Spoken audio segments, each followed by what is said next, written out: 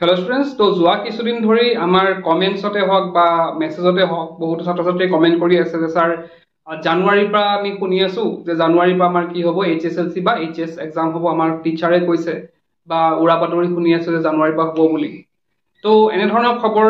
কিমান দূৰ সঁচা বা কিমান দূৰ মিছা সেইখিনি কথা আমি ডিসকাস কৰিম কিন্তু প্ৰথমতে ডিসকাস কৰিম যদিহে জানুৱাৰীত যদি এক্সাম হয় এইচএসএলসি হওক বা এইচএস হওক তেতিয়াহ'লে আমাৰ কি সুবিধা আৰু কি অসুবিধা হ'ব প্ৰথমে ডিসকাস কৰো অসুবিধাখিনি ফাৰ্স্ট অসুবিধা হ'ব যে ধৰা এতিয়া সিলেবাসৰ কথা যদি কওঁ আমাৰ সিলেবাসটো ডিসেম্বৰ মানত শেষ হৈ যাব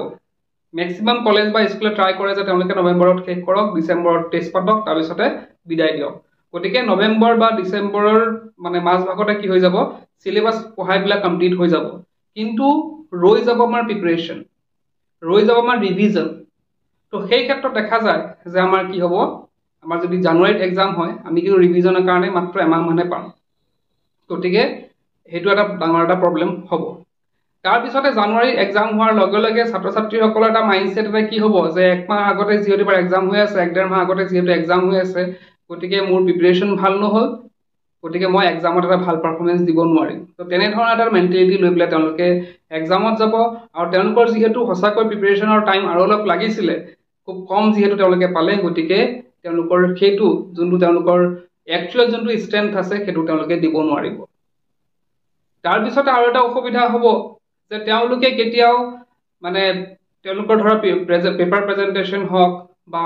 হ্যান্ড ৰাইটিংৰ ক্ষেত্ৰত হওক বা টেষ্ট পেপাৰ সলিউশনৰ ক্ষেত্ৰত হওক বা প্ৰিভিয়াস ইয়াৰ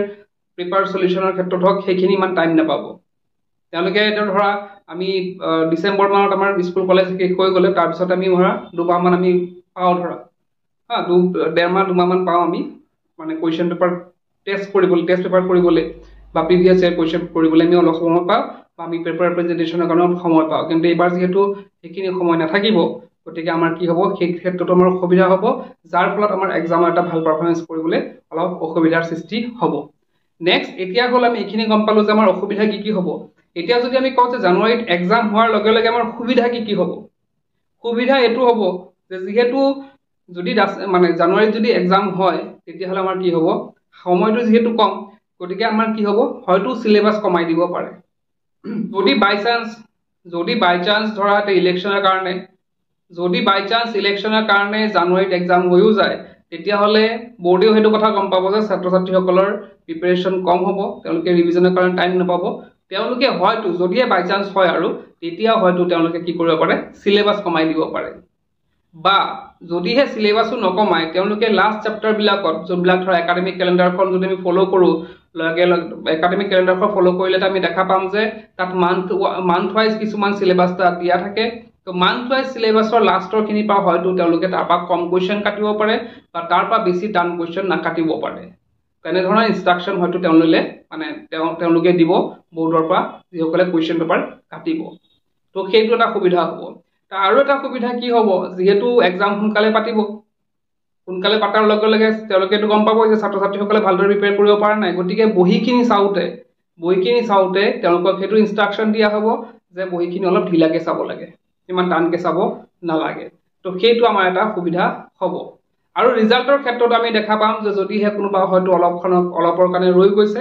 বা ৰিজাল্ট মানে ধৰা 2-1 নম্বৰ কাৰণে এনেও দি দিয়ে বাৰু সেইটো 2-1 নম্বৰ এনে পাস কৰাই দিয়ে কিন্তু হেতু ধৰা যেতিয়া এক্সাম বিলাক ধৰা সোনকালে হ'ব সোনকালে ৰিজাল্ট দিব লাগিব তেনে ক্ষেত্ৰত দেখা যাব যে ৰিজাল্টৰ ক্ষেত্ৰতো অলপ প্ৰভাৱ পৰিছে আৰু যিসকলে ধৰা মানে অলপ ফেইল কৰিব লাগিছিলে তেওঁলোকে হয়তো পাস কৰি গৈছে তেনে ধৰণৰ কিছুমান সাবজেক্টত হয়তো তেনেকুৱা হ'ব হেতু জাস্ট মই হেবিলাক যোনবিলাক কলো অসুবিধা বা সুবিধাৰ কথা সেইখিনি যদিহে জানুৱাৰীত হয় তেতিয়া এনে ধৰণৰ বস্তুবিলাক হোৱাৰ চান্সেছ আছে যেতিয়া কথাটো হ'ল যে জানুৱাৰীত এক্সাম হোৱাৰ কিমান চান্স আছে এতিয়া বহুতে কৈ আছে যে ইলেকশন যেহেতু আছে গতিকে জানুৱাৰীত এক্সাম হোৱাৰ সম্ভাৱনা আছে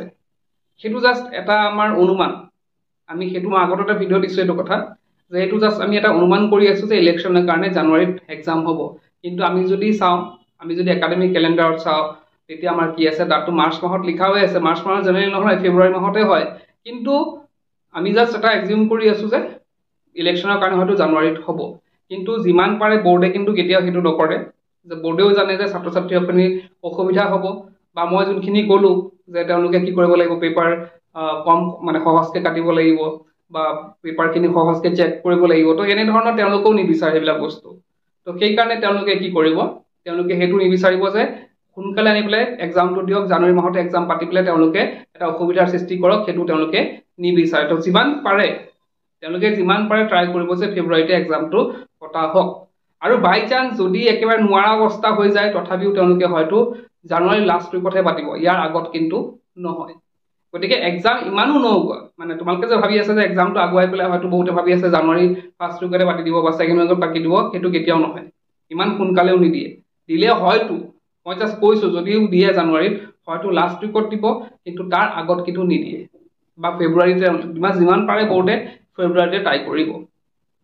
তো এইখিনি আছিলে কিছুমান অসুবিধা বা সুবিধা আৰু আমি জানিব চেষ্টা কৰিলোঁ যে এইখিনি আমাৰ বোৰ্ডৰ এক্সাম হোৱাৰ কিমান চান্স আছে মানে জানুৱাৰীত তো সেইখিনি কথা চিন্তা নকৰি তোমালোকে যদি প্ৰিপেৰেশ্যনৰ ওপৰত ধ্যান দিয়া আমিতো এনেও ট্ৰাই কৰিবই লাগিব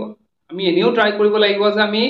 আমাৰ জানুৱাৰী মাহটো বা ডিচেম্বৰ মাহটো আমি কি কৰিবলৈ ট্ৰাই কৰিব লাগিব ৰিভিজন দিয়াৰ ট্ৰাই কৰিব লাগিব আমি আমাৰ ট্ৰাই কৰিব লাগিব নৱেম্বৰতে আমাৰ গোটেই কোৰ্চটো ফিনিছ কৰিবলৈ যাতে আমাৰ নৱেম্বৰ আৰু ডিচেম্বৰ আমি ৰিভিজন দিব পাৰোঁ যদি এতিয়া তোমাৰ নৱেম্বৰলৈকে তোমাৰ গোটেই কোৰ্চ কমপ্লিট হৈ গ'ল তোমাৰ হাতত থাকিল ডিচেম্বৰ আৰু জানুৱাৰী এতিয়া ধৰা তুমি ডিচেম্বৰ গোটেই মাহটো পালা ৰিভিজন দিয়াৰ কাৰণে জানুৱাৰীটো গোটেই মাহ পাবা যদি লাষ্ট উইকত মানে ষ্টাৰ্ট হয় এক্সাম যদিহে আৰু বা যদি ফেব্ৰুৱাৰীত ষ্টাৰ্ট হয় তেতিয়াহ'লে তোমালোকে জানুৱাৰী গোটেই মাহটো পাবা তো যদি জানুৱাৰীত ষ্টাৰ্ট হয় তেতিয়া অলপ কম সময় পাবা ৰিভিজনৰ কাৰণে কিন্তু অলৰেডি তোমাৰ কিন্তু পঢ়া হৈ থাকিব যদি সেইটো হিচাপত যোৱা আৰু যিসকল ছাত্ৰ ছাত্ৰীয়ে ভাবিছে যে মই জানুৱাৰীলৈকে মানে মই জানুৱাৰীতহে মই কোৰ্চ কমপ্লিট কৰিম সেইটো তেনেকৈ কিন্তু পঢ়িলে নহ'ব তোমালোকে সেইটো টাৰ্গেট ল'ব লাগিব যে মই নৱেম্বৰতে কি কৰিম গোটেই মোৰ চিলেবাছ কমপ্লিট কৰিম তাৰপিছত ডিচেম্বৰ আৰু জানুৱাৰী মই ৰিভিজন কৰিম তো সেইটো ষ্ট্ৰেটেজি যিসকলে লৈ আছে তেওঁলোকৰ কিন্তু কোনো ধৰণৰ প্ৰব্লেম হোৱা নাই তেওঁলোকে ইমান ভাবিও থকা নাই যে জানুৱাৰীত হ'ব নে নৱেম্বৰত হ'ব তেওঁলোকে অলৰেডি মানে মাইণ্ডছেট এটা ক্ৰিয়েট কৰিয়ে লৈছে যে মই নৱেম্বৰত চিলেবাছ কমপ্লিট কৰিম তো সেই মাইণ্ডছেটটো সকলো ছাত্ৰ ছাত্ৰীৰ থকা প্ৰয়োজন মই ভাবোঁ আৰু সেই মাইণ্ডছেটেৰে যিসকলে পঢ়িব তেওঁলোকে এটা ভাল ৰিজাল্ট কৰিবলৈও সক্ষম হ'ব তো এইখিনি আছিল আজিৰ ভিডিঅ'টোত আৰু যিসকল ছাত্ৰ ছাত্ৰী HS 2026 দিবলৈ গৈ আছে তেওঁলোকৰ বাবে আমাৰ তাত আছে ইংলিছ অল্টাৰনেটিভ ইংলিছ আৰু আছামিজৰ নোটছ তো আছামিজৰ প্ৰাইচটো হৈছে 98 অল্টাৰনেটিভ ইংলিছৰ প্ৰাইচটো হৈছে 97 আৰু আমাৰ ইংলিছৰ নোটছৰ দাম হৈছে মাত্ৰ 99 ইমান কম প্ৰাইচত দিয়াৰ কাৰণটো হৈছে যে ছাত্ৰ ছাত্ৰীসকলে যাতে সকলোৱে বাই কৰি পেলাই তেওঁলোকৰ যিসকলে তেওঁলোকে নোটছ প্ৰস্তুত হোৱা নাই বা তেওঁলোকৰ স্কুল বা কলেজত লিখাই নিদিয়ে তেওঁলোকৰ সুবিধাৰ্থে এই কোৰ্চসমূহ অনা হৈছে তোমালোকে ডেছক্ৰিপশ্যনত আমাৰ এপৰ লিংকটো পাই যাবা তাত গৈ তোমালোকে বাই কৰিব পাৰিবা আৰু তাৰ পৰা পঢ়িব পাৰিবা তেন্তে আজি কথা ক'লো কি পঢ়িম